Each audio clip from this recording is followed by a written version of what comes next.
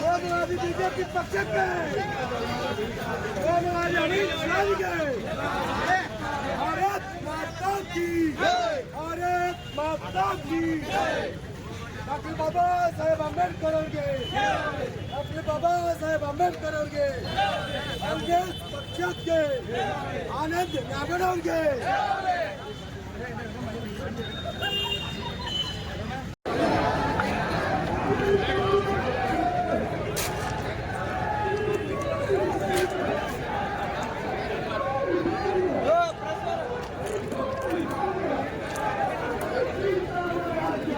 ಅವ್ರಿಗೆ ಒಂದಿಷ್ಟು ಕೂಡ ಗೌರವ ಅನ್ನುವಂಥದ್ದಿಲ್ಲ.